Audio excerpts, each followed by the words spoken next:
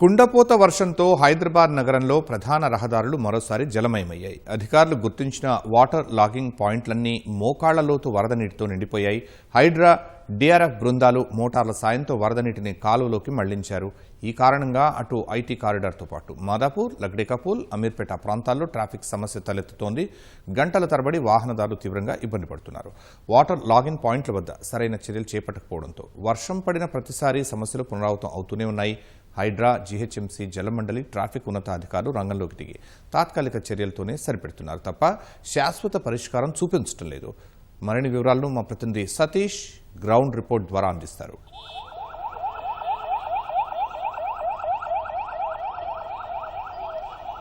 శర్మ, హైదరాబాద్ మహానగరంలో వరద నీటి సమస్యకు సంబంధించి అధికారులు వస్తున్నారు, వెళ్తున్నారు, మళ్ళీ రిపీట్. అధికారులు వస్తున్నారు, చూస్తున్నారు, వెళ్తున్నారు, మళ్ళీ రిపీట్. కానీ సమస్య ఎక్కడ కూడా పరిష్కారం కావడం లేదు. చిన్న చినుకు పడినా, కుండపోత వర్షం కురిసిన ప్రధాన రహదారుల మీద మోకాళ్ల లోతు వరద నీరు నిలవడంతో గంటల తరబడి ట్రాఫిక్ సమస్య తలెత్తుతుంది. ఈ కారణంగా విలువైన సమయం వృధాతో పాటు ఎంతో సంబంధించినటువంటి చాలామంది ప్రజలంతా కూడా తీవ్ర ఇబ్బందులు ఎదుర్కొన్నటువంటి పరిస్థితి హైదరాబాద్ మహానగరంలో నెలకొంది. అయితే వరద నీటి సమస్యకు సంబంధించి గతంలోనే అధికారులు క్షేత్రస్థాయిలో పరిశీలించి గ్రేటర్ వ్యాప్తంగా ఇటు హైదరాబాద్ జీహెచ్ఎంసీ కావచ్చు, సైబరాబాద్ మున్సిపల్ కార్పొరేషన్ కావచ్చు, మల్కాజ్గిరి మున్సిపల్ కార్పొరేషన్ సంబంధించి మొత్తం ఈ 3 కార్పొరేషన్ల పరిధిలో దాదాపు 900కు పైగా వాటర్ లాగింగ్ పాయింట్లను గుర్తించడం జరిగింది. అందులో 500కు పైగా సమస్యాత్మకంగా ఉన్నటువంటి పాయింట్లను, వాటర్ లాగింగ్ పాయింట్లను గుర్తించారు. అయితే ఎప్పటికప్పుడు అక్కడ వరద నీటి నివారణ చర్యలు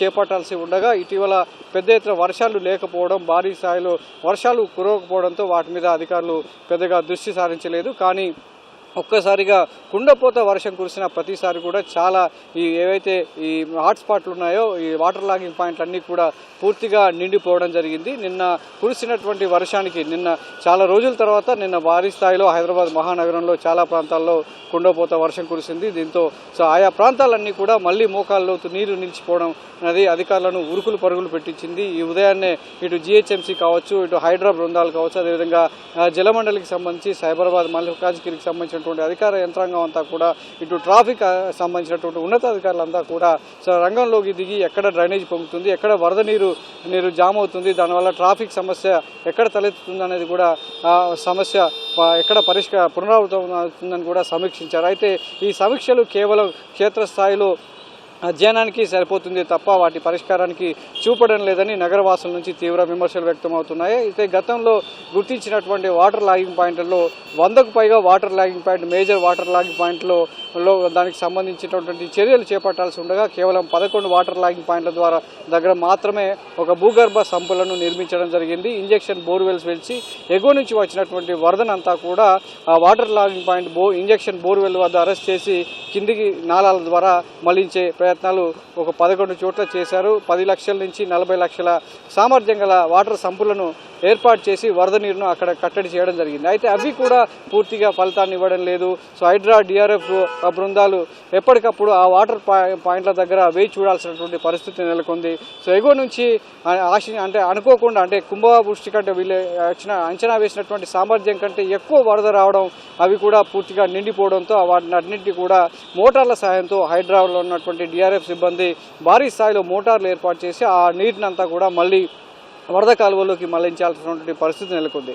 ఇలా ఇటు డిఆర్ఎఫ్ కావచ్చు, ఇటు సంబంధించినటువంటి జీహెచ్ఎంసీ సిబ్బంది, అటు వాటర్ బోర్డుకి సంబంధించినటువంటి సిబ్బంది కావచ్చు, ట్రాఫిక్ పోలీసులు ఎప్పటికప్పుడు సమన్వయం చేసుకుంటూ వరద నీరునంతా నాలలోకి మళ్లించి ట్రాఫిక్ రాకపోకలకు ఇబ్బంది లేకుండా చూసుకున్నప్పటికీ సామర్థ్యానికి మించి వర్షం కురిసిన ప్రతిసారి కూడా వాటర్ లాగింగ్ పాయింట్ల వద్ద కూడా సమస్య పునరావృతం అవుతుంది. శాశ్వత పరిష్కారంకి దీనికి చూపించకపోవడంతో వాహనదారులు కావచ్చు, నగరవాసులు తీవ్ర ఇబ్బందులు ఎదుర్కొంటున్నారు. ముఖ్యంగా ఐటీ కారిడార్లో గంటల తరబడి చిన్న వర్షం కురిసినా నీరు నిలిచినట్లయితే వాహనదారులంతా కూడా అటువైపు వెళ్లేందుకు ఆందోళన వ్యక్తం చేస్తున్నటువంటి క్రమంలో ఒక వాహనం మరొక వాహనం అలా వాహనాలు వరుసగా క్యూ కట్టడంతో గంటల తరబడి ట్రాఫిక్ ఐటీ కారిడార్లో నిలిచిపోతుంది. ముఖ్యంగా కాజాగూడ కావచ్చు, హైటెక్ సిటీ, అదేవిధంగా కొండాపూర్ ప్రాంతాలు, ఇటు అమీర్పేట, ఇటు నుంచి పంజాగుట్ట, అదే ఇతర ప్రాంతాల నుంచి కావచ్చు, లకిడికపూల్, అదేవిధంగా మాసబ్ ట్యాంక్, అసెంబ్లీ ఎదురుగా కూడా లోతట్టు ప్రాంతాలు ఏవైతే ప్రధాన రహదారి మీద పల్ల ప్రాంతాలు కింద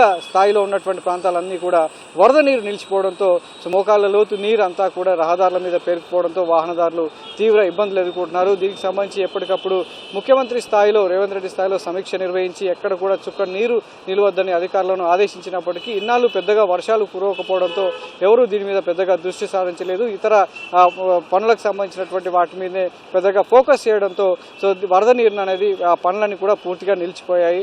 వేసవి కాలంలోనే ఈ పనులన్నీ పూర్తి చేయాల్సి ఉండగా ఎక్కడికక్కడ రహదారుల మీద తవ్వకాలు జరిపి వదిలేయడం కూడా ఇప్పుడు కురుస్తున్నటువంటి వర్షాలకు వాహనదారులు కావచ్చు, చుట్టుపక్కల ప్రజలు తీవ్ర ఇబ్బందులు ఎదుర్కొంటున్నారు. అందుకు మియాపూర్లో నిన్న జరిగినటువంటి ఒక విషాద సంఘటన కూడా ఇందుకు నిదర్శనంగా చెప్పొచ్చు. సకాలంలో కాంట్రాక్టర్ పూర్తి చేయాల్సినటువంటి పనులు జాప్యం కారణంగా అలా వదిలేయడంతో ఒక్కసారిగా కుంభవృష్టి వర్షం కురిసిన కారణంగా వరదంతా కూడా అందులో అక్కడ అంతా నిలిచిపోవడంతో అటువైపు వెళ్ళేటువంటి ప్రజలు అప్రమత్తంగా లేకపోవడంతో ప్రమాదాలు కూడా జరుగుతున్నాయి. దీనికి సంబంధించి ఎప్పటికప్పుడు ఇటు జలమండలి కావచ్చు, ఇది హైడ్రా సంబంధించి సిబ్బంది అంతా కూడా అప్రమత్తం అవుతున్న తరచూ ప్రమాదాలు కొనసాగుతూనే ఉన్నాయి. వరద నీరు నివారణకు సంబంధించి ప్రభుత్వం పెద్ద ఎత్తున హైడ్రాకు సిబ్బంది కూడా నియమించింది.